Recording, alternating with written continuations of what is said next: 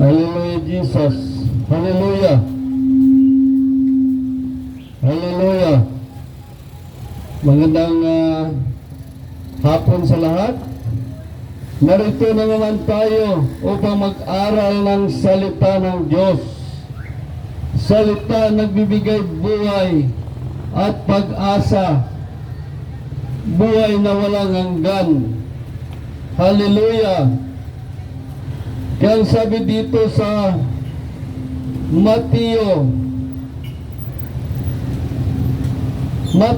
chapter 7 verse 21, hindi lahat tumatawag sa akin Panginoon, Panginoon ay papasok sa kaharian ng langit, kundi yaon lamang sumusunod sa kalooban ng aking Amang nasa langit.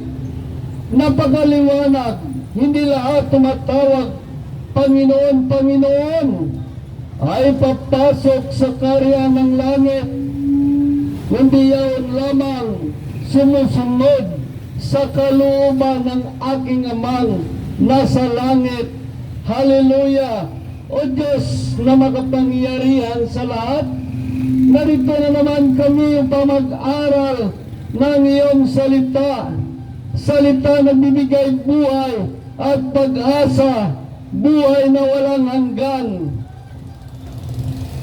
Buksan mo ang aming mga espiritual na mga mata, espiritual na pandinig. Bigyan mo kami ng espiritual na karunungan upang maunawaan namin ang iyong salita. O Diyos, ikaw ang aming guro, nagtuturo ng aralin. Kaya kung ano man ang plano ng dyablo sa lugar na ito, ay aking ginigiba, winawasak sa pangalan ni Jesus, to the power of the blood of Jesus, at sa kapangyarihan ng patnubay ng banal na Espiritu Santo. Purihin ka, O Diyos. Hallelujah! Hallelujah! Kaya nandito ngayon tayo upang pag-aralan natin ang kaligtasan. Ano ba ang kaligtasan? Tayo ba ay Kristiyano na ligtas na?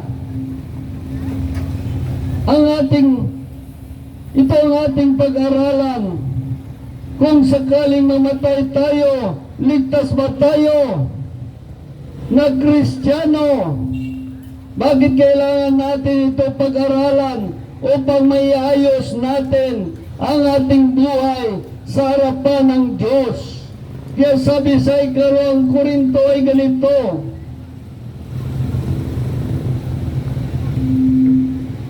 sabi sa 2 Korinto ay ganito ang sinasabi. 2 Korinto chapter 5 verse 10, sapagkat ang bawat isa ay harap sa hukuman ni Kristo upang tumanggap ng kaukulang ganti sa kanyang ginawa, mabuti man o masama, nang siya ay nabubuhay pa sa daigdig na ito. Kaya lahat ng tao ay mamamatay at tatanggap ng kaukulang ganti nang siya ay nabubuhay pa sa daigdig na ito. Kaya tingnan natin ang ating pamumuhay. Tayo ba sumusunod sa Diyos o sumusuway sa Diyos? Kaya maliwanag ang sabi dito, hindi lahat tumatawag sa akin Panginoon, Panginoon ay papasok sa kaharian ng langit, kundi yaon lamang sumusunod sa kalooban ng Amang nasa langit. Kaya nakita natin, may tatlong klaseng Kristiyano. Makinig kayo para malaman ninyo kung nasaan kayo dito. Ang inyong kalagayan, kung kayo ay Kristiyano, ihayag ito ng salita ng Diyos. May tatlong klaseng Kristiyano. At dito natin makikita ang iligtas ng Diyos at siya'y mapapahamak. Una, pag-aralan natin ang sumusunod sa kalooban ng Amang nasa langit. Dahil ang sabi dito, hindi lahat tumatawag sa akin, Panginoon, Panginoon, ay papasok sa karya ng langit, kundi yaon lamang sumusunod sa kalooban ng Amang nasa langit. Tayo ba'y sumusunod sa kalooban ng Amang nasa langit? Tingnan niyo ang inyong sarili kung tayo ay sumusunod sa kalooban ng Amang nasa langit. Ano ba ang kalooban ng Amang nasa langit? Gusto ng Diyos magbasa tayo ng Biblia, basa, upang masunod natin ang kanyang kalooban. Kaya kung tayo prabasa ng Biblia, tiyak masunod mo ang kalooban ng Amang nasa langit. Kaya ang sabi dito sa 1 chapter 14 verse 23 ay ganito ang sinasabi naman sa 1 chapter 14 verse 23. Sumagot si Jesus, ang umiibig sa akin ay tumutupad ang aking salita. Ibigin siya ng aking Ama at kami ay mananahan sa Kanya. Ito pala ang tunay na maligtas, ang umiibig sa salita ng Diyos. Ang siya lamang magasunod sa kalooban ng Amang nasa langit. Dahil ang sabi dito, sumagot si Jesus, sabi ito ni Jesus, ang umiibig sa akin ay tumutupad ng aking salita. Maliwanag, ang umibig kay Kristo Jesus, ang umibig sa Diyos ay tumutupad ng kanyang salita. Ibigin siya ng aking Ama. Ibigin kayo ng Amang nasa langit. Kaya kung inibig niyo ang salita ng Diyos at tinutupad, tiyak ibigin kayo ng Amang nasa langit. Ang sabi dito, at kami ay isa sa Kanya at mananahan sa Kanya. Pati si Kristo mananahan sa inyo, pati ang Espiritu ng Diyos mananahan sa inyo. Kaya tiyak ang kaligtasan, tiyak ang buhay na walang hanggan kung inibig tayo ng Amang nasa langit. At si Kristo mananahan sa atin, at ang Espiritu ng Diyos mananahan sa atin. Ito ang tiyak na kaligtasan. Kaya nakita natin kung tayo nagbabasa ng salita ng Diyos, kung tayo nanalangin sa Diyos, ibig sabihin, ikaw ay nakipag-usap sa Diyos. Kung ikaw ay nanalangin, nakipag-usap ka sa Diyos. Nagkaroon kayo ng relasyon sa Diyos. At kung nais mo naman marinig ang sagot ng Diyos, magbasa ka ng Biblia. Dahil dito ang Diyos nagsasalita sa atin. Kaya nagkaroon kayo ng relasyon, nag-uusap kayo ng Diyos. Kung nanalangin ka, ikaw naman ang nanawagan sa Diyos, humiling sa Diyos. At kung ikaw naman magbasa, Diyos naman ang nagsasalita sa iyo. Kaya magkaroon kayo ng relasyon sa Diyos. Kaya maliwanag ang sabi dito sa 1 chapter 14 verse 23. Sumagot si Jesus, ang umibig sa akin ay tumutupad ng aking salita. Ibigin siya ng aking Ama, at kami ay isa sa Kanya, mananahan sa Kanya. Kaya tiyak ang kaligtasan kung tayo ay inibig natin ang salita ng Diyos. Maraming nagtakwil sa salita ng Diyos, di nila alam. Ito ay salita ng Diyos. Ito ay si Kristo Jesus. Maging tao ang salita at siya'y nanirahan sa piling natin. Yan si Kristo Jesus. Kaya ang salita ay Diyos. Noong unang panahon, ang Diyos ay nagsasalita sa mga propita. Tinig lamang niya ang narinig, ngunit ito'y sinulat ng mga propita. Kaya ang salita ay Diyos. Salita ito ng Diyos. Kaya ito ang una, makita natin ang sumusunod sa kalooban ng Amang nasa langit, ang maliligtas. Ngunit ang sumusuway, gumagawa ng kasalanan, tiyak ang kapamakan niya. Dahil ang sabi dito, ito naman ang pangalawa na klase ng Kristiyano. Yung sinabi natin kanina, yun ang unang Kristiyano na tiyak maligtas. Ngunit ang ito naman, ang mga Kristiyano, malagay siya sa alanganin kung ganito tayong klaseng Kristiyano. Dahil ang sabi dito, sa ikalawang Timote chapter 3 verse 5, sila'y nagkukunwaring mga manampalataya, ngunit hindi naman makikita sa buhay nila ang kapangyarihan nito. Yan ang mga Kristiyano na delikado ang kanilang kaligtasan. Sila'y manampalataya, ngunit hindi naman nakikita sa buhay nila ang kapangyarihan nito. Bakit hindi makikita? Kristiyano siya, gumagawa ng kasalanan. Kaya hindi makita ang kapangyarihan ng Diyos sa kanyang buhay. Kaya ito mga Kristiyano, mapapahamak. Isa ba tayong ganitong klaseng Kristiyano?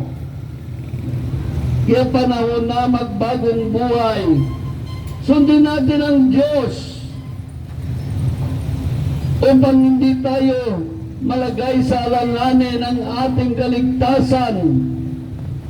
Dapat ang kaligtasan ay sureball natin.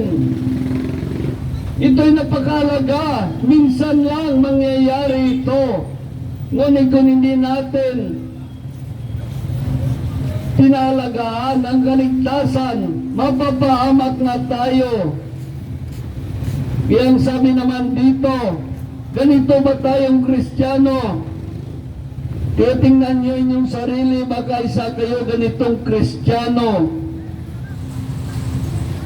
Kaya sabi naman sa Santiago ay ganito naman, sa Santiago, kung isa ba tayong Kristiyano, sabi dito Santiago chapter 4 verse 17, ang nakakaalam ng mabuti na dapat niyang gagawin, ngunit hindi ito ginawa, ay nagkakasala.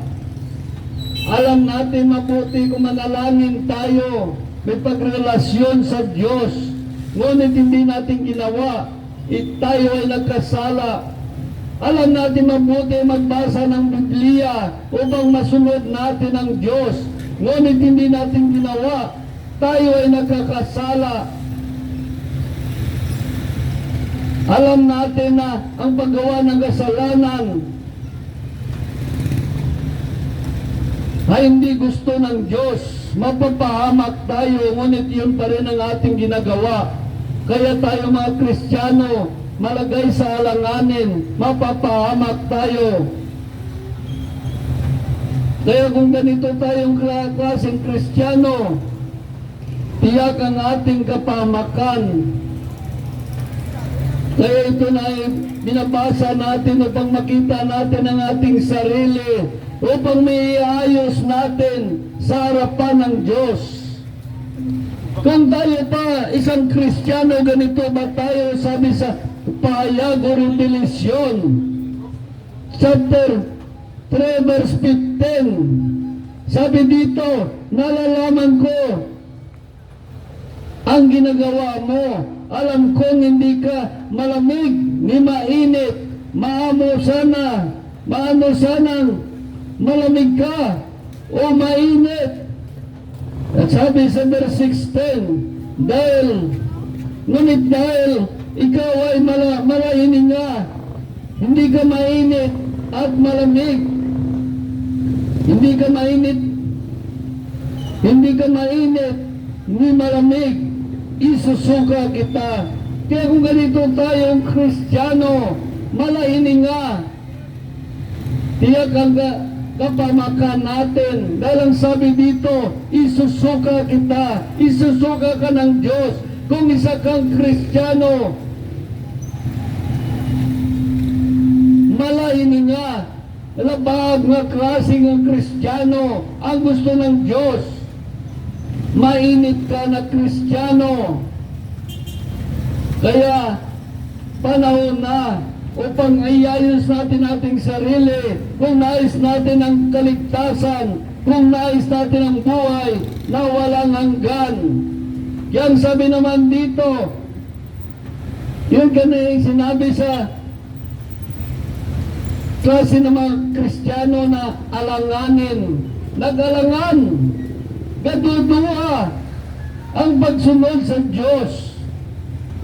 Mas lala kung tayo ay isang Kristiyano na gumagawa ng kasalanan at hindi sumusunod sa Diyos. Dahil ang sabi dito sa unang 1, chapter 3, verse 8, ang nagpapatuloy sa pagkakasala ay kampo ng dyablo.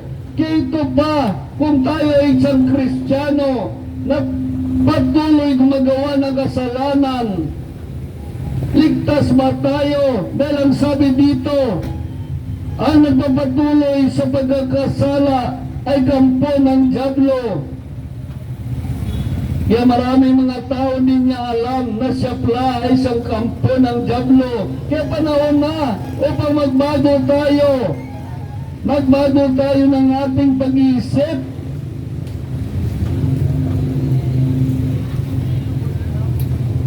Kaya kailangan natin magbago. Dahil ang sabi dito sa Santiago chapter 1, verse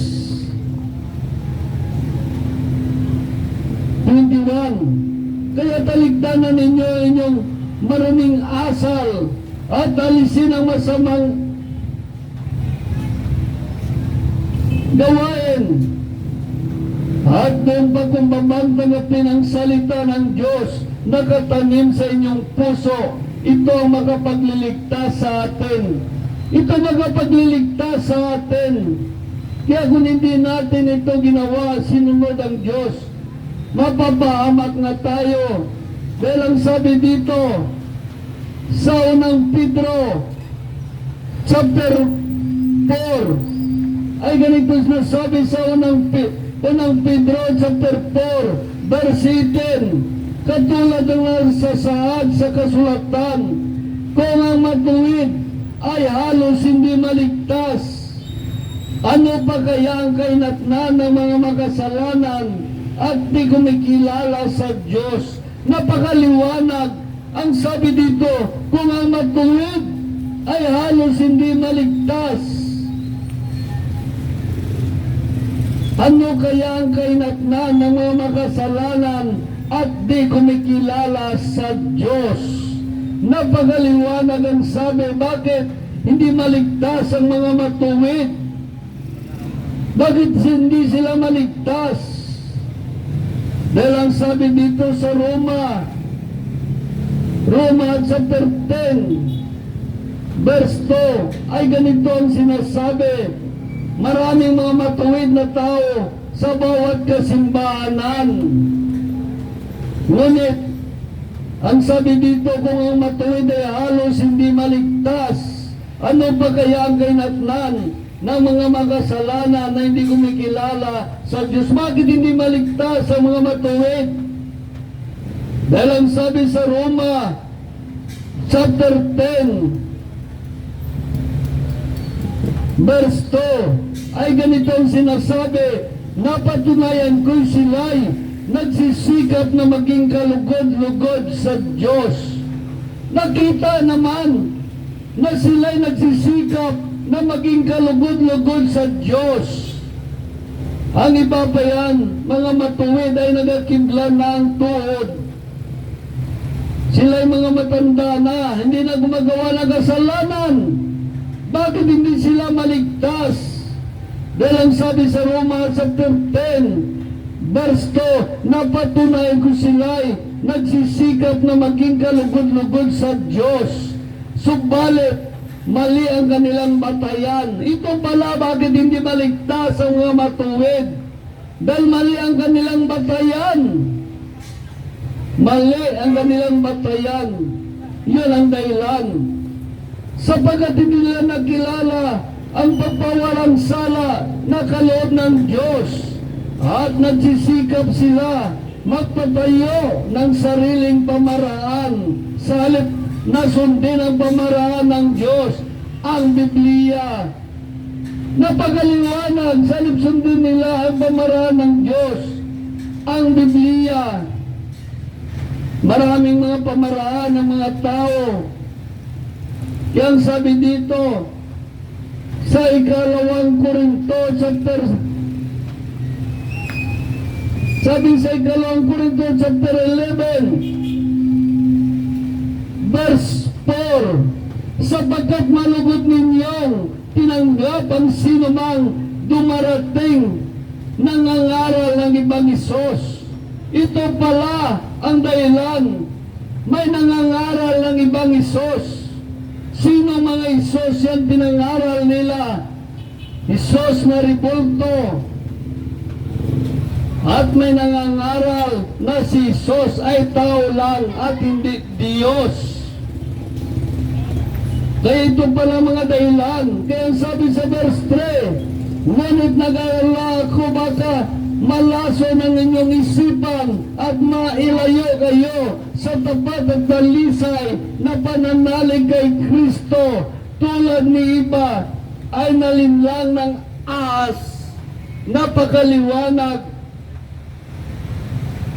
Kasi iba nalinlang ng ahas, baka kayo naman malinlang. Pasambahin kayo kay Isos na ribulto. Paniwalain kayo na si Isos ay tao lang at hindi Diyos. Ngunit ang ating Diyos na sinasamba, ang Diyos na umakyat sa langit, at siya'y muling babalik upang iligtas ang mga naghihintay sa Kanya.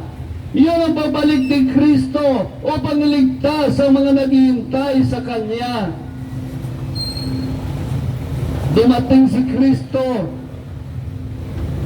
upang pawiin ang kasalanan ng mga tao upang maligtas.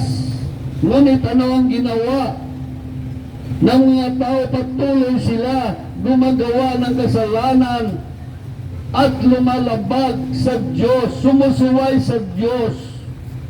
Hindi natin naunawaan kung gaano tayo kamahal ng Diyos. Yang sabi sa 1 chapter 3 verse 16, gayon na lamang ang pag-ibig ng Diyos sa sanlibutan. Kaya ibinigay niya ang kanyang bugtong na anak upang sumampalataya sa Kanya ay hindi mapapahamak kundi magkaroon ng buhay na walang hanggan. Ngunit hindi natin sinunod ang Diyos. Hindi natin sinunod at minahal ang Diyos. Gumawa tayo ng iba't ibang pamaraan. Pamaraan ng mga reliyon, doktrina ng reliyon.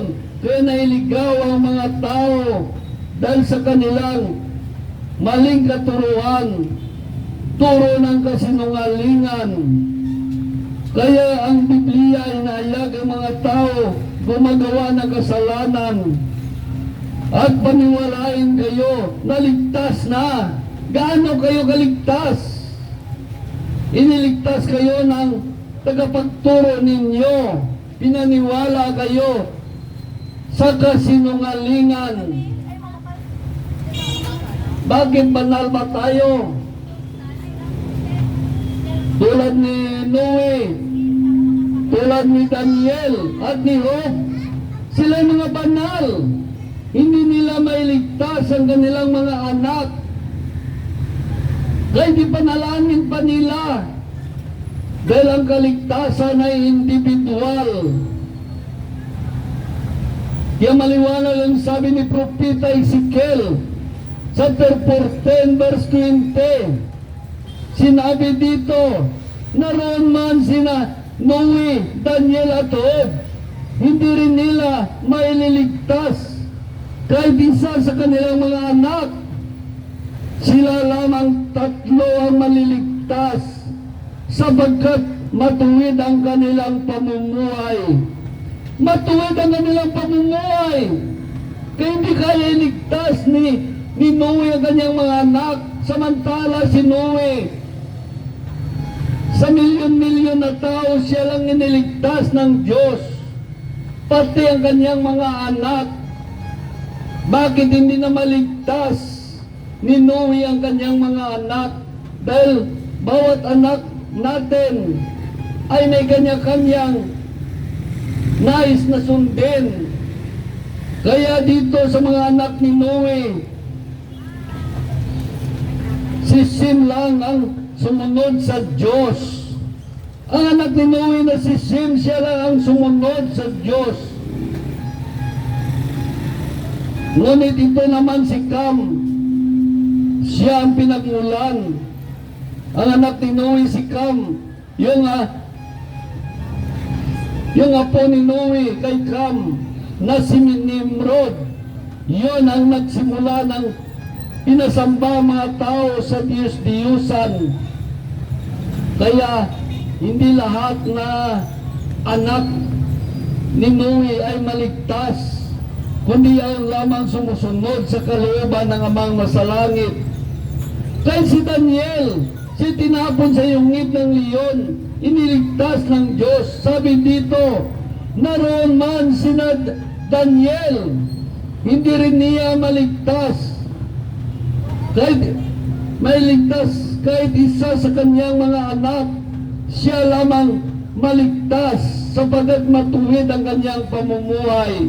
Maliwanag ang sabi ng Diyos, ito'y maliwanag na ang kaligtasan ng tao individual. Hindi na irosaryuan ka, ipanalangin ka. Dahil sa pamagitan ng ating mga gawa, doon tayo haatulan ng Diyos. Kung narinig niyo ang kwento ni Job, si Job ay pinagmamalaki ng Diyos kay Satanas na siya'y matuwid. Ngunit ang sabi dito, naroon man si Job, hindi niya maililigtas kahit isa sa kanilang mga anak. Siya lamang maligtas sapagkat matuwid ang kanilang pamumuhay. Hindi ba ninyo alam ang kwento ni Job? Pinanalangin niya pa ang mga anak niya. Ngunit ang mga anak niya, anong ginagawa ng mga anak niya? Sila'y nagparty-party, uminom, kumain, uminom at sumayaw. Kaya inatake sila ni Satanas. Bumagsak ang bahay na kanilang pinagsilungan. Kaya namatay ang mga anak ni Job. Nakita natin hindi kaya iligtas ni Job ang kanyang mga anak. Dahil bawat isa sa atin may kanya-kanyang ginagawa. Ang ginagawa ba natin ito ay kalooban ng Diyos o hindi? Kaya maliwanag ang sabi dito, si Noe, si Daniel at si Job, ang ginagawa nila ay kalooban ng Diyos. Hindi sila sumusuway. Kaya maliwanag ang sabi dito sa Ezekiel chapter 14, verse 20. Naroon man si Noe, Daniel at Job, hindi rin nila maililigtas kahit isa sa kanilang mga anak. Sila lamang tatlo ang maliligtas sapagkat matuwid ang kanilang pamumuhay. Napakaliwanag ang sabi ng Diyos. Sino naman nagtuturo sa inyo ng kasinungalingan na ipanalangin ninyo ang mga namatay ninyo? Ipanalangin. Pag namatay na ang isang tao, ay wala ng kaligtasan. Sa pamagitan ng iyong mga gawa doon kaatulan. Kaya marami ngayon mga Kristiyano nagsasabi, ligtas na kami. Nagsimba-samba lang ang nanay mo. Ligtas ka rin. Hindi. Kanya-kanyang kaligtasan to. Kailangan kong ang nanay mo sumasamba sa Diyos. Sumusunod sa kalooban ng Diyos. Ganon din ang iyong gagawin. Sumunod ka rin sa kalooban ng Diyos upang maligtas ka. Ito nga si Noe, si Daniel at si Job, hindi nila kayang iligtas ang kanilang mga anak. Kayo pa maligtas ninyo ang inyong mga anak.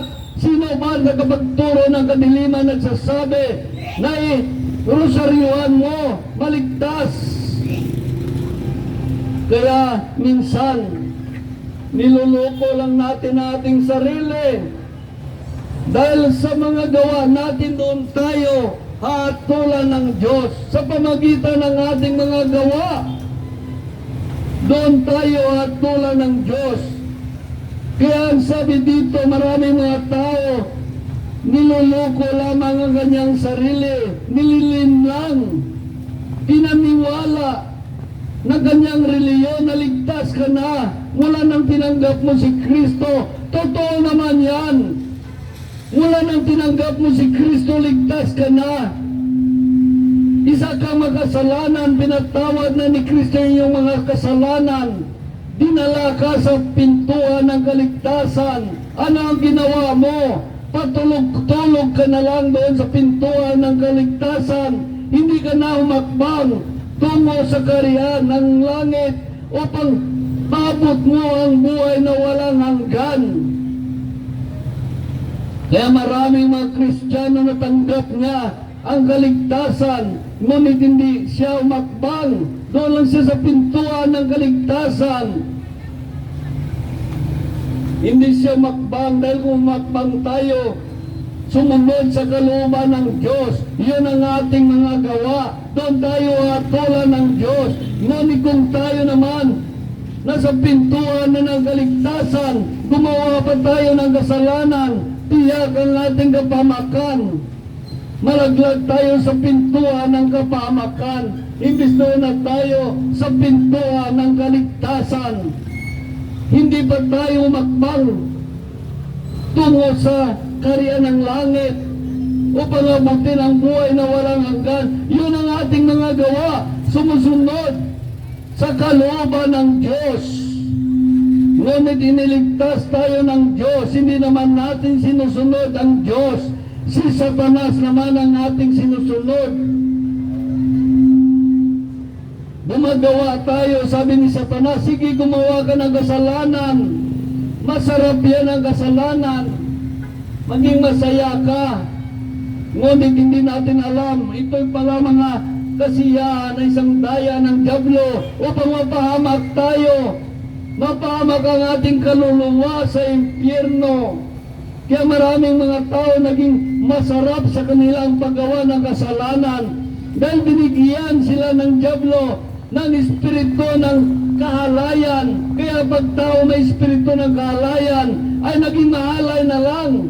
Bakit gusto ng dyablo na maging mahalay tayo? Dahil ang sabi dito sa unang 1 chapter 3 verse 8, ang nagpapatuloy sa pagkakasala ay kampo ng dyablo. Kaya yung panais ng dyablo, gumawa tayo lagi ng kasalanan upang maging kampo niya tayo.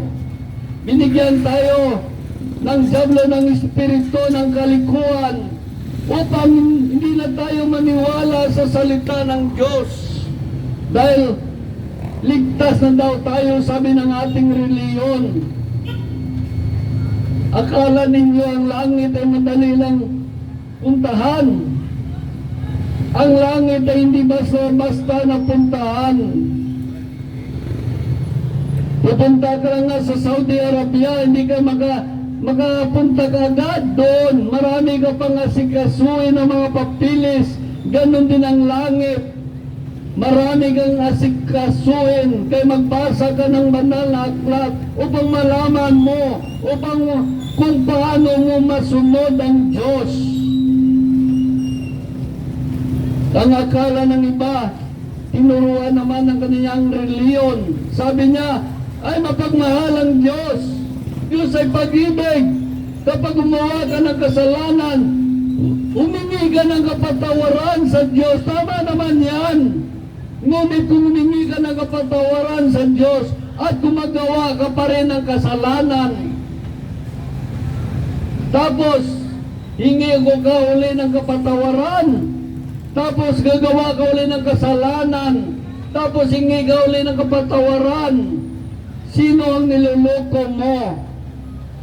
Ang Diyos ang niloloko mo. Niloloko mo pa ang Diyos? Diyos pa mismo ang niloko mo.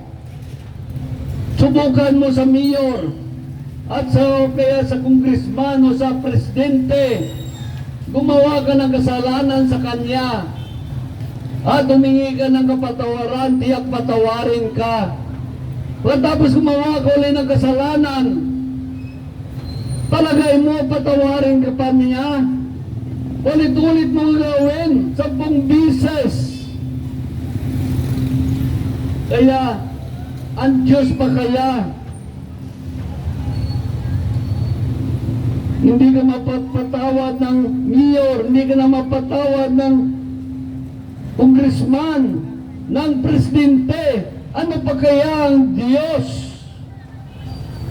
Ang alam ninyo, Diyos ay pag-ibig. Totoo naman yan. Pag-ibig ang Diyos sa mga tao na sumusunod sa Kanya. Ngunit mabagsik ang Diyos sa mga tao na gumagawa ng kasalanan sa Kanya.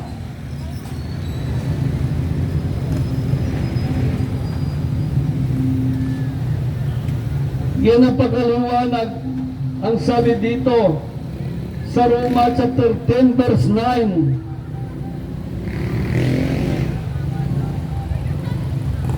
Sabi dito, kung ipahayag mo sa iyong mga labi na si Jesus ay Panginoon at nananalig ka ng buong puso na siya muling binuhay ng Diyos, maliligtas ka. Sapagkat ang nananalig ang tao sa pamagitan ng kanyang puso at sa gayon mapawalang sala at magpapahayag sa pamagitan ng kanyang mga labi at gayon naliligtas. Kaya totoo naman ito, maliligtas ka, isa kang Kristiyano. Ngunit kung isa kang Kristiyano, tinanggap mo si Kristo at gumagawa ka ng kasalanan, maligtas ka ba? Kaya marami ngayon mga tao umaasa na ligtas na ang kanyang mga mahal sa buhay. Maganda lang yan kung sakali na ang iyong mahal sa buhay, bago mamatay, siya ay na-hospital mo na, naging alo doon, mapatanggap mo kay Kristo na bilang Panginoon. Maligtas pa siya. Ngunit paano kung ang iyong mga mahal sa buhay na-aksidente, bigla lang namatay, bigla lang siyang namatay, makahingi pa kaya siya ng kapatawaran sa Diyos? Hindi na. Kaya ang kanyang kapamakan ay tiyak. Paano kung kumatos ang iyong mga mahal sa buhay? Hindi na makapagsalita, hindi na niya mahayag sa kanyang mga labi na si Kristo ang kanyang Panginoon. At ito'y kailangan mahayag sa pamagitan ng kanyang mga labi at galing sa kanyang puso. Kaya marami ngayon nagsasabi na ligtas na ang aking namatay na kamag-anak. Kung ang pagkamatay niya ay unti-unti, makahingi pa ng kapatawaran sa Diyos at masabi ng kanyang mga labi Ang sabi dito sa Roma chapter 10 verse 9, kung ipahayag ng iyong mga labi na si Jesus ay Panginoon at nananalig ka sa buong puso na siya'y muling nagbibinuhay ng Diyos, maligtas ka sapagkat nananalig ang tao sa pamagitan ng kanyang puso at sa gayoy mabawalang sala at nagpapahayag sa pamagitan ng kanyang labi at sa gayoy magnaliligtas. Paano makapapahayag sa kanyang mga labi kung naksidente siya? Bigla siyang namatay, di na makapagsalita. Mas maganda kung tayo mga Kristiyano ay sumusunod sa Diyos. Kung sinusunod natin ang Diyos, sinusunod natin ang kalooban ng Diyos, kahit mamatay ka bigla, tiyak ang kaligtasan mo. Dahil sinunod mo na ang Diyos. Ngunit tayo kinikilala natin si Kristo Jesus na Diyos natin, ngunit gumagawa tayo ng kasalanan. Paano ngayon kapag namatay ka, naaksidente ka, bigla kang namatay, hindi ka na makapagsalita, ligtas ka ba? Kaya mas maganda kapag mamatay ka, nakahiga ka muna sa iyong higaan kahit isang linggo para magantay ka, makapaghingi ka pa ng kapatawaran sa Diyos. Ngunit ang nakakatakot kung ikaw ay biglang namatay na isang makasalanan, paano mo maihayag sa iyong mga labi na si Kristo ang iyong Panginoon? Kaya kailangan natin maniguro, kailangan natin masunod ang kalooban ng Diyos araw-araw, umiwas na sa paggawa ng kasalanan sa Diyos upang tiyak ang ating kaligtasan. Mamatay man tayo ng biglaan o dahan-dahan man, walang problema. Kung tayo ay sumusunod sa Diyos, kung tayo ay sinusunod natin ang Diyos, ang kamatayan ay walang problema kahit bigla kang mamatay. Kahit sa pagtulog mo hindi ka na magising, walang problema kung sinusunod mo ang Diyos, sinusunod mo ang kalooban ng Diyos. Ngunit kung Kristiyano ka gumagawa ng kasalanan at bigla kang namatay, tiyak ang iyong kapamakan. Tiyak ang kapamakan mo. Kaya kung gusto ninyo maging sigurado ang kaligtasan ninyo, iayos na ninyo inyong sarili, sundin na ninyo ang Diyos, sundin ninyo ang kalooban ng Diyos. Paano ninyo masunod ang Diyos kung di kayo nagbabasa ng Biblia? Marami sinasabi dito ang Diyos, dapat masunod mo lahat. Kung nagbabasa ka ng Biblia, mabasahan mo dito kung paano ka mapahamak kung ikaw ay sumuway at gumawa ng kasalanan, upang maiwasan mo ang mga bagay na ito. Kung nagbabasa ka ng Biblia, ngunit kung hindi ka nagbabasa sa Biblia, wala kang alam. Hindi mo alam kung paano masunod ang Diyos. Hindi mo alam. Kaya ang sabi sa Episo, ay ganito sabi sa Episo, Episo chapter 2, ay ganito ang sinasabi sa Episo chapter 2 verse 8 to 9. Dahil sa kagandaang loob ng Diyos ay naligtas kayo sa pamagitan ng inyong pananalig kay Kristo at ang kaligtasan ito'y kaloob ng Diyos. Ang kaligtasan ay kaloob ng Diyos. Hindi mula sa inyo.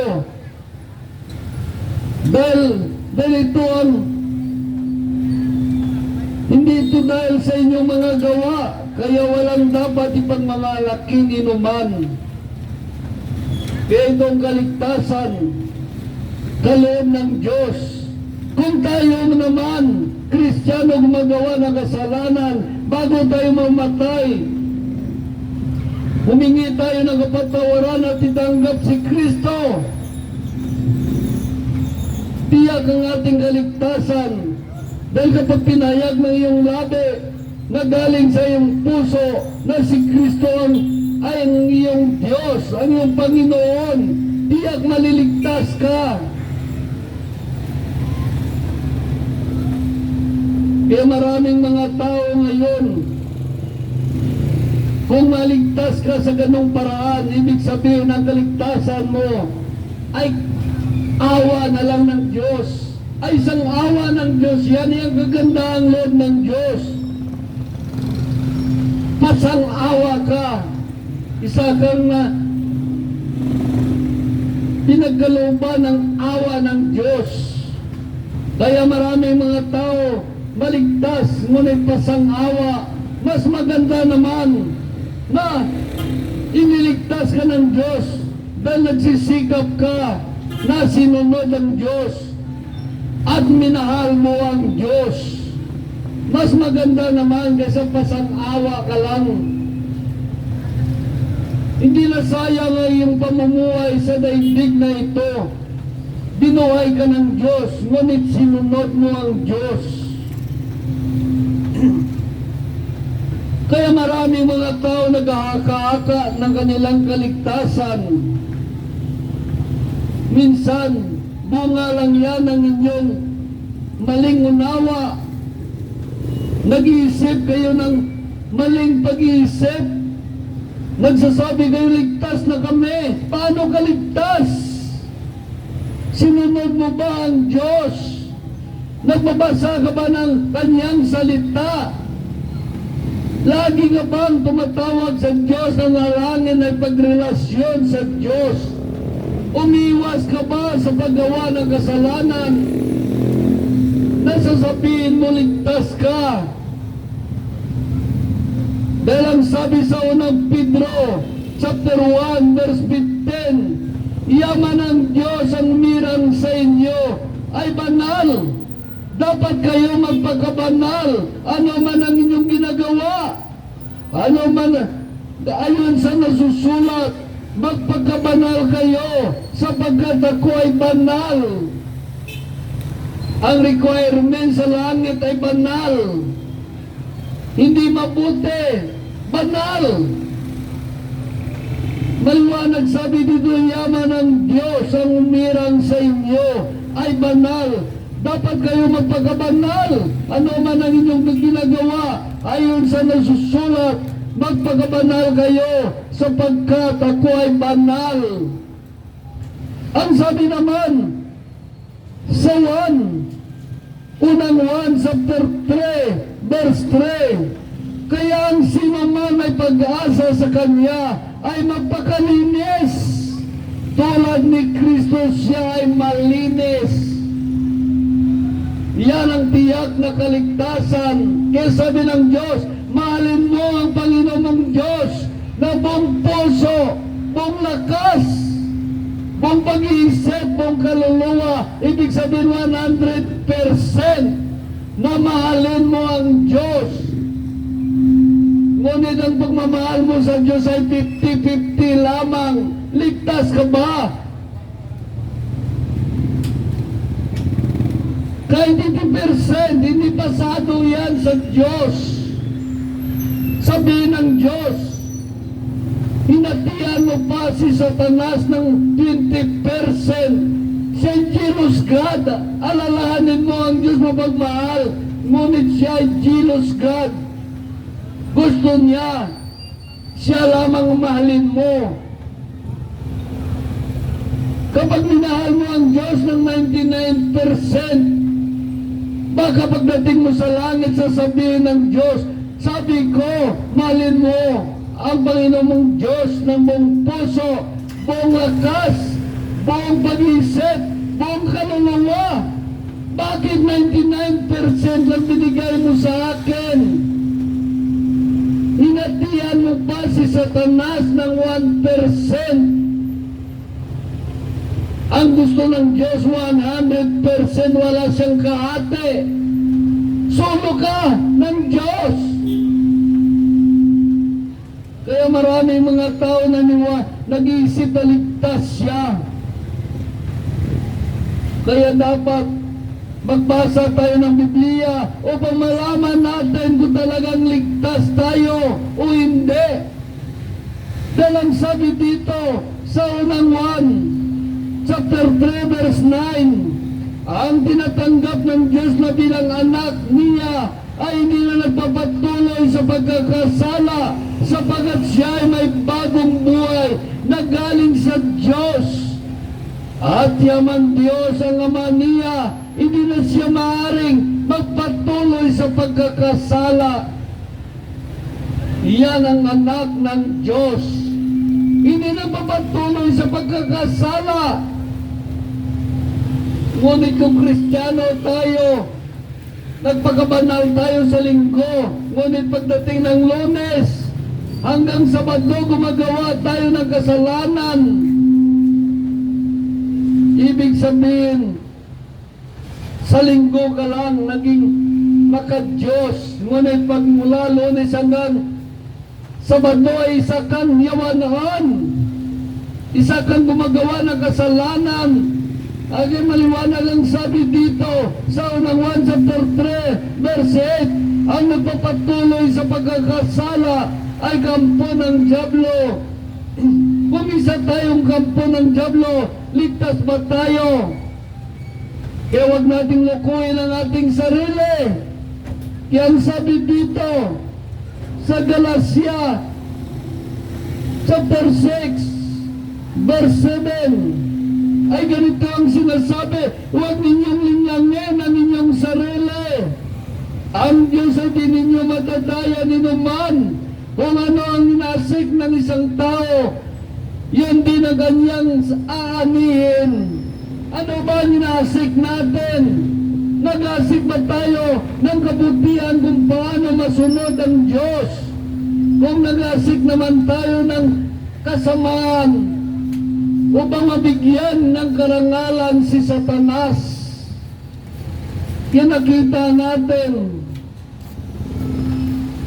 Kaya maliwanag dito sabi sa Roma chapter 11. Ganito ang sinasabi sa Roma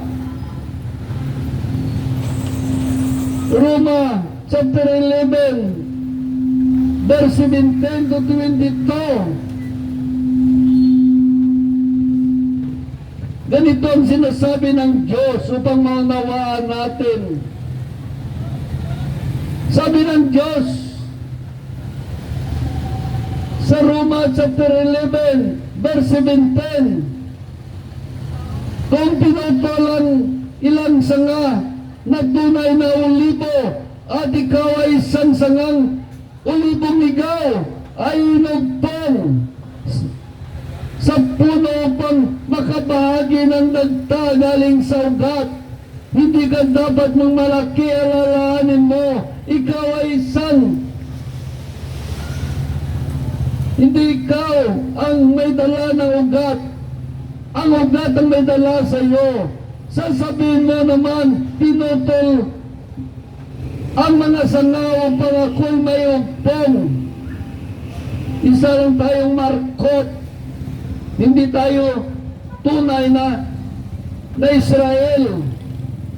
Totoo yan, pinutol sila dahil di nila pananalig sa Diyos. Ngunit dinugtong ka dahil sa iyong pananalig sa Kanya. Kaya huwag kang magmataas, salit na matakot ka sa Diyos. Sapagkat kung ang mga katutubong sanga ay hindi hinayangan ng Diyos, hindi ka rin niya panghinayangan.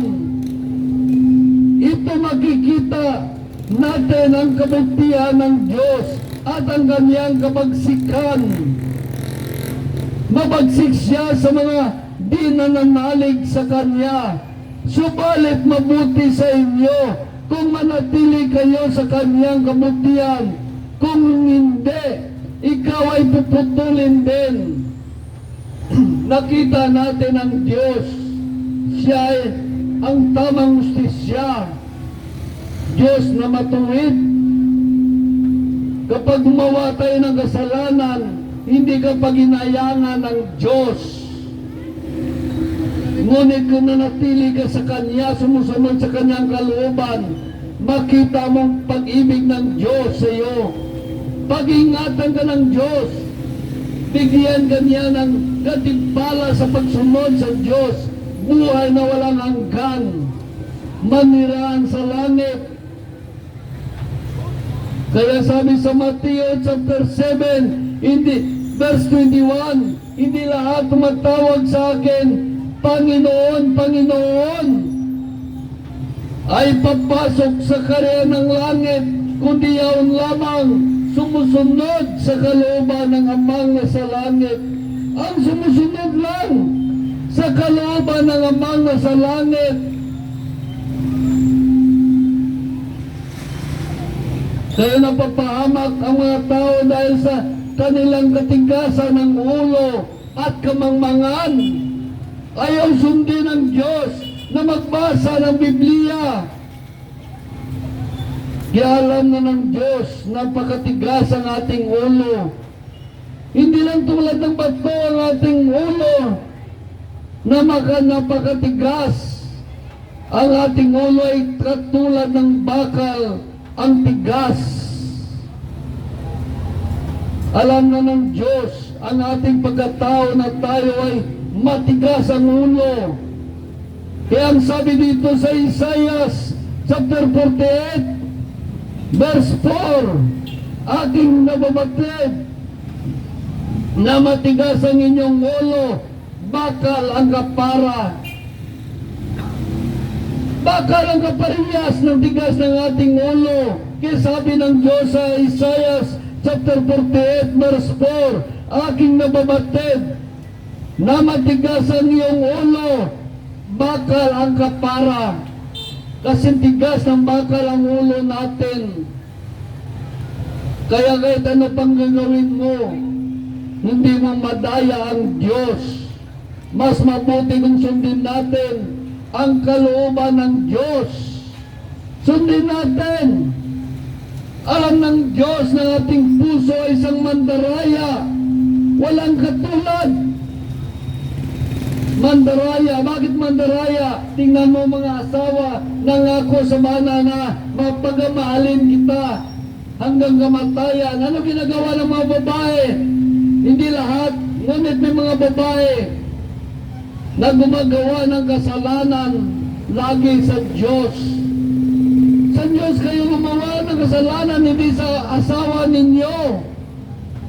May mga bana manangako sa nang sawa ng pagamahalin kita hanggang kamatayan. Ano ginagawa nila? Nagtataksel. Gumagawa ng kasalanan. Dahil ang kanilang puso ay mandaraya. Dahil ang sabi ni Propeta Jeremias, sinabi sa kanya ng Diyos, Jeremias chapter 17 verse 9, sino makakaunawa sa puso ng tao? Ito'y mandaraya at walang katulad, wala nang lunas ang kanyang kabulukan. Kaya walang lunas ang kanyang kabulukan, mandaraya ang puso ng tao, sabi ng Diyos. Totoo yan. Pero mga lalaki, gusto niya lahat na babae asawain niya. Ganun din ang babae.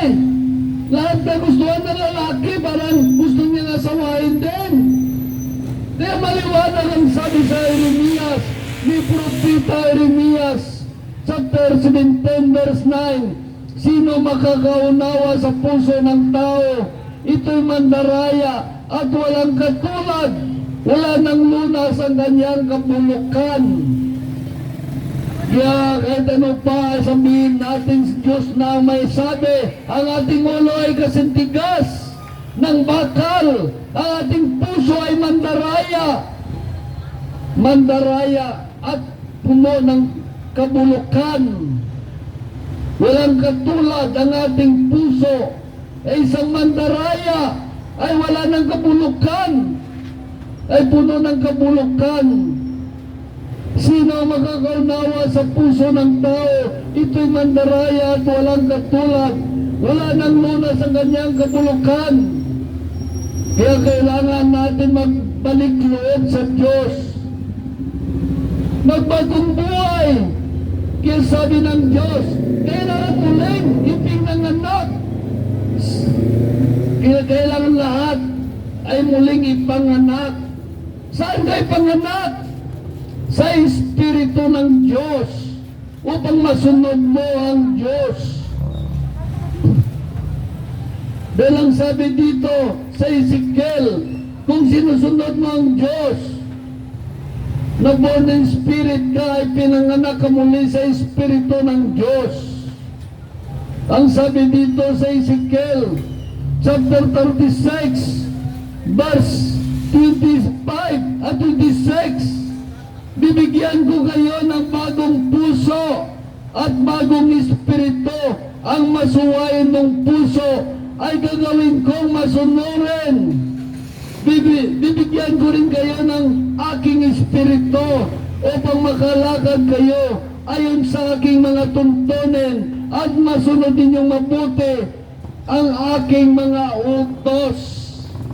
Kaya kung tayo ay pinanganak muli sa Espiritu ng Diyos, born again spirit, pinanganak muli sa Espiritu ng Diyos. Sabi dito, bibigyan ko kayo ng bagong puso at bagong espiritu. Ang masuwain ninyong puso ay gagawin ko masunurin. Bibigyan ko kayo ng aking espiritu upang makalakad kayo sa aking mga tuntunin at masunod ninyo mabuti ang aking mga utos. Kaya napakaliwanag na dumating na ang kagandaang loob ng Diyos sa atin, ngunit tayo ay sumuway sa Diyos, gumagawa ng kasalanan. Kaya tayo ay muling naging gapos ng dyablo, nakakulong tayo, kinulong tayo ng dyablo sa ating paggawa ng kasalanan. Kita mo mga tao gumagawa ng kasalanan ay patuloy nila ginagawa para dahil hindi mabusog sa ginahimo da. Kaya sabi sa Roma chapter 3 verse 23 ay ganito ang sinasabi, sapagkat ang lahat ay nagkakasala at wala sino mang karapat-dapat sa paningin ng Diyos. Ang sabi sa verse 24, gayon man dahil sa kanyang kagandahang loob ay pinawalang sala sila sa pamagitan ni Kristo Jesus na nagpalaya sa kanila. Sabi sa verse 25, siya itinakda ng Diyos na maging handog upang pagbubo ng kanyang dugo ay maipatawad ang kasalanan ng mga tao sa pamagitan ng pananalig sa Kanya. Ganyan ang ating Diyos. Ganun tayo kamahal ng Diyos.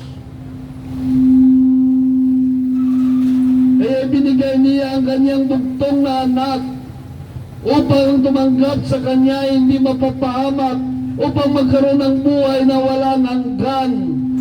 Kaya ang sabi dito sa 1 chapter 3 verse 16, gayon na lamang pag-ibig ng Diyos sa sanlibutan, kaya binigay niya ang kanyang bugtong na anak upang sumampalataya sa Kanya ay hindi mapapahamak, kundi magkaroon ng buhay na walang hanggan. Kaya napakaliwanag dito, hindi natin alam. Nilapastangan natin ang dugo ni Kristo na nag-agos sa krus ng Kalbaryo. Lagi tayong gumagawa ng kasalanan. Yan sabi dito, sa 2 Pedro, chapter 3, verse 9, ang Panginoon ay hindi pabaya sa kanyang pangako, tulad ng nakala ng ilan. Hindi pa niya tinupad ang pangakong iyon alang-alang sa inyo. Binibigyan niya kayo ng pagkakataon ang lahat na makapagsisisi at magbalik loob sa Diyos, sapagkat hindi niya nais mapapahamak kayo. Ganun tayo kamahal ng Diyos. Kaya binigay niya ang kanyang buktong na anak. Ang sinuman sumampalataya sa kanya ay hindi mapapahamak. Ngunit anong ginagawa natin? Sinusunod ba natin si Kristo? Sinusunod ba natin ang Diyos? Tayo gumagawa ng kasalanan. Kaya kailangan, dahil tayo ay mga patay spiritual sa ating pagsuway at paggawa ng kasalanan, tayo mga patay spiritual. Kaya sabi dito, kaya sinabi dito ng Diyos sa 1 chapter 3 verse 7, huwag kayong magtaka sa sinasabi ko sa inyo, lahat ay kailangan ipanganak muli. Lahat ay kailangan ipanganak muli. Ipanganak muli dahil ang ating mga espiritu ay patay dahil sa paggawa ng kasalanan. Kaya naglalakad tayo sa ibabaw ng lupa na parang sumbe. Buhay ang katawan. At ang spirit at ang kaluluwa, ngunit ang kanyang espiritu ay patay dahil sa paggawa ng kasalanan. Kaya sabi dito, huwag kayong magtaka sa sinasabi ko sa inyo, lahat ay kailangan ipanganak muli. Ipanganak sa espiritu ng Diyos. Dahil ang sabi dito, sa 1 chapter 3, verse 3, ganito, si Jesus ay nagsabat, nagasiling ako sa imo, sang matuod, wala sing makapasok, isa sa makapasok sa kaharian ng Diyos kung hindi siya matawang liwat. Napakaliwanag ang sabi dito ni si Jesus, may sabi nito, si Jesus nagsabat, nagasiling ako sa imo, sa matuod, wala sing isa na makapasok sa kaharian ng Diyos kung hindi siya matawang liwat. Napakaliwanag. Sumagot si Jesus, sinasabi ko sa inyo maliban ipanganak muli ang isang tao ay di siya pagharian ng Diyos. Except a man be born again, he cannot see the kingdom of God. Kaya kailangan ipanganak muli sa Espiritu ng Diyos. Yan ang tawag na born again, dito reliyon. Ito isang relasyon sa Diyos. Kailangan ipanganak ka muli sa Espiritu ng Diyos. Bakit? Dahil ang ating mga Espiritu ay patay sa paggawa ng kasalanan. Para tayong sumbi naglalakad sa ibabaw ng lupa. Napatay ang ating Espiritu. Ang ating katawan, hindi ito totoo na tayo, ito'y sisidlan lamang, ito'y isang damit lamang natin. Sisidlan ng kaluluwa at Espiritu. Ngunit sa paggawa mo ng kasalanan, namatay ang iyong Espiritu. Kaya kung sakaling mamatay ka, ang iyong katawan, saan pupunta ang kaluluwa mo dahil wala ang Espiritu ng Diyos? Saan pupunta ang kaluluwa mo? Doon sa kalaliman na walang hanggan. Ngunit kung tayo naman muling binuhay ng Diyos sa Espiritu, Yan ibig sabihin ng born again, born in spirit. Kung tayo ay mga patay spiritual, ang ating katawan, ang ating kaluluwa, ngunit patay ang ating espiritu, ngunit muling ipinanganak ang espiritu ng Diyos sa iyong buhay. Kumplito na, may katawan ka, may kaluluwa, at may espiritu. Kung mamatay ang iyong katawan, ang espiritu ng Diyos ang magdala sa iyo sa langit. Ngunit kung patay ang iyong espiritu, sino magdala sa iyo sa langit? Dahil patay ang espiritu mo, laglag ka sa lupa, sa ilalim ng lupa, sa kalaliman. Dahil wala ang espiritu na magdala sa iyo sa langit. Kaya ito ang tunay na kaligtasan. Dapat ang espiritu ng Diyos ay nasa atin. Dapat ipinganak muli tayo sa espiritu ng Diyos. Born again. Hindi yan relasyon sa Diyos. Dapat ipinganak ka muli sa espiritu ng Diyos. Dahil kung nasa iyo ang espiritu ng Diyos, pag namatay ang katawan mo, muli kang buhayin ng Diyos. Dahil ang sabi sa Roma ay ganito, Roma chapter 8 verse 11, ay ganito ang sinasabi sa Roma chapter 8 verse 11, kung nanahan sa inyo ang espiritu ng Diyos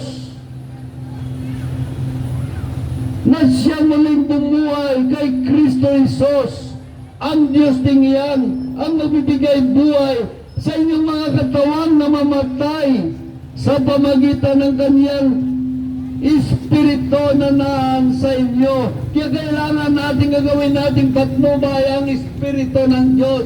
Napakaliwanag. Ang espiritu ng Diyos ay muling bumuhay sa atin upang dalhin tayo sa kalangitan. Kaya kung patay ang espiritu mo, kailangan ipanganak ka muli sa espiritu ng Diyos. Kaya maliwanag ang sabi dito sa 1 chapter 3. Ay ganito sinasabi sa 1 chapter 3. Verse 3. Except a man be born again, he cannot see the kingdom of God. Ang sabi dito, sinasabi, si Jesus nagsabat, nagasiling ako sa imo, sa matuod, wala sing isa na makapasok sa paghari ng Diyos kung hindi siya matawa o liwat. Sabi dito sa verse 7, huwag kayong magtaka sa sinasabi ko sa inyo. Kailangan ipanganak muli ang isang tao. Born in spirit, ipanganak ka muli sa espiritu ng Diyos. Dahil kapag namatay ka, ang sabi dito sa Roma, sabi sa Roma chapter 8, ay ganito ang sinasabi sa Roma chapter 8 verse 11, ay ganito sinasabi ng Diyos sa Roma chapter 8 verse 11. Napakaliwanag ang sabi dito. Sabi dito, kung nanahan sa inyo ang espiritu ng Diyos na siya muling bumuhay kay Kristo Jesus, ang Diyos din yan ang magbibigay buhay sa inyong mga katawan na mamatay sa pamagitan ng kanyang espiritu na naan sa inyo. Napakaliwanag. Kaya gagawin natin ang espiritu ng Diyos. Gawin natin ang espiritu ng Diyos na patnubay sa ating buhay upang masunod natin ang kalooban ng Amang nasa langit. Kailangan natin ang espiritu ng Diyos gagawin patnubay. Dahil ang sabi dito sa Galatia chapter 1, Galatia chapter 5 verse 25, ang espiritu ang nagbibigay buhay sa atin. Kaya ito rin ang dapat maghari sa ating buhay. Ang espiritu ng Diyos dapat maghari sa ating buhay. Hindi masamang espiritu. ng Diyos ang mag-aari sa ating buhay, dalhin tayo sa kalooban ng Diyos. Masunod natin ang kalooban ng Diyos. Ngunit yung espiritong masama, ang ginawa nating patnubay sa ating buhay, tiyak ang kapamakan natin. Tiyak ang kapamakan natin. Dalhin tayo sa pagkakasala. Ina ba, Meg? Yan ang pagkaliwanag ang sabi dito. Sabi sa 1 chapter 3, verse 7, kailangan ipanganak muli ang isang tao. Kaya sabi dito sa 1 chapter 3 verse 4, sinabi ni Jesus, except a man be born again, he cannot see the kingdom of God. Yan sabi dito sa verse 4. Paano kung ipinanganak muli ang isang tao kung matanda na siya? Makapasok pa ba siya sa tiyan ng kanyang magulang para ipanganak muli? Tanong ni Nicodemo. Ang sabi dito, ang sabi sa verse 6, ang ipinanganak sa laman ay laman,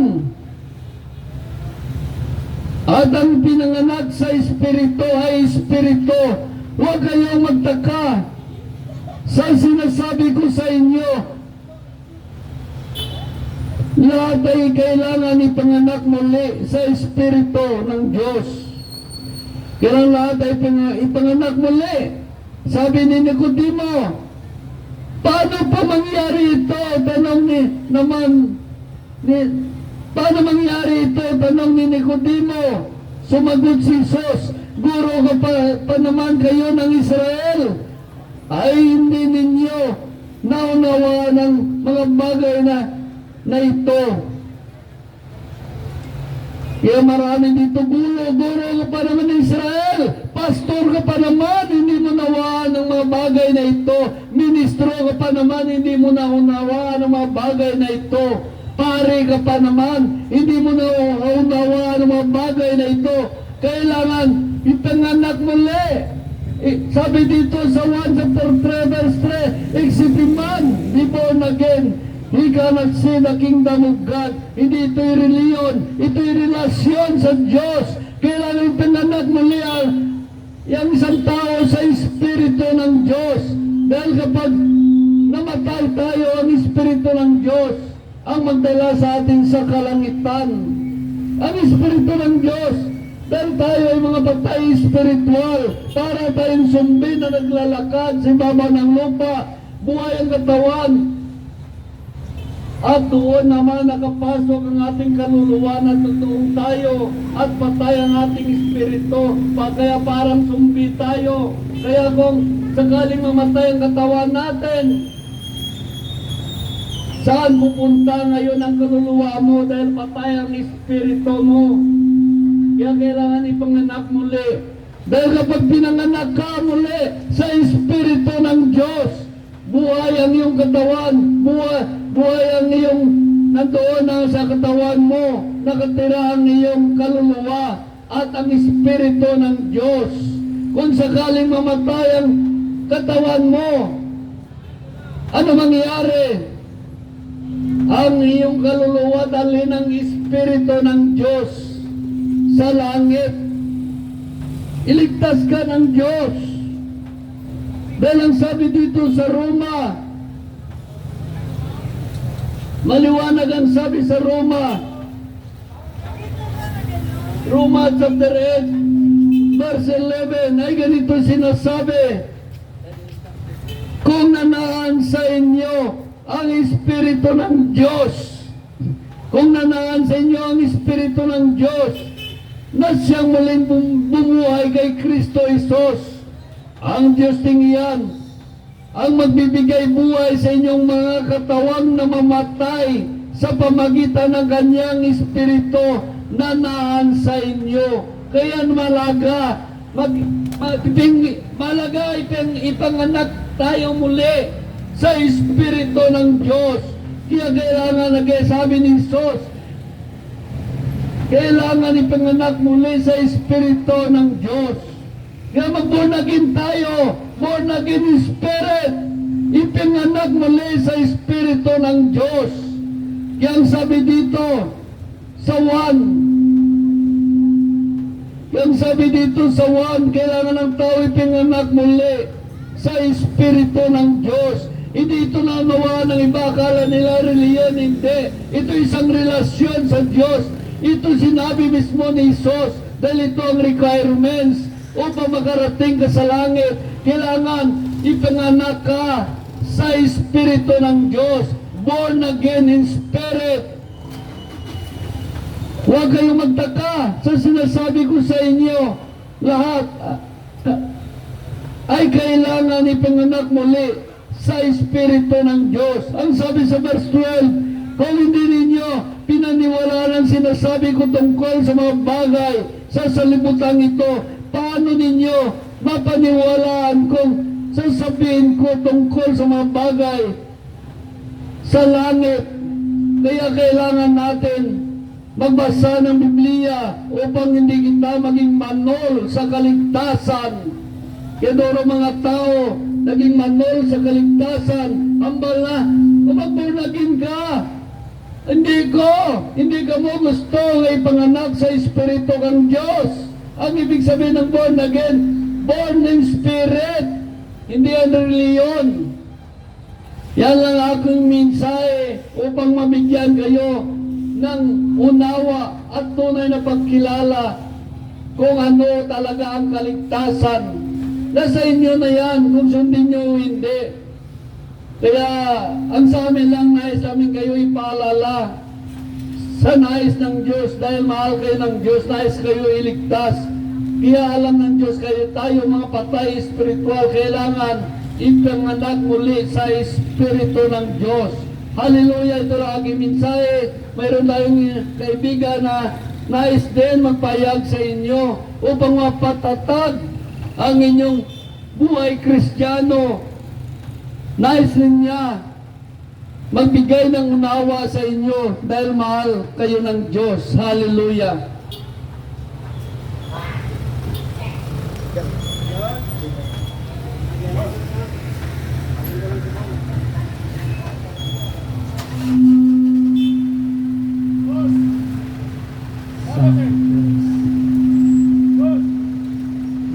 Gabi sa tanan, karayawan ng Diyos, sa kabyang natin ninyon, sa mahal nga pribileyo kang itugro kang ginukanatan niya kita,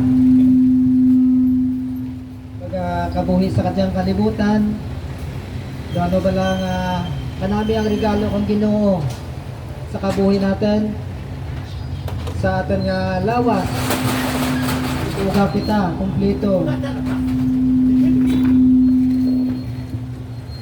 Sa ating kinangalanan, ang tugahan Ginoo ang langit, ang katahong sang adlaw, bulan, mga bituon, ang mga pispis sa kahawaan, ang mga kahoy, ang mga bulak, ang mga sapat, at tanan niya kinangalanan natin, gin-create kang Ginoo.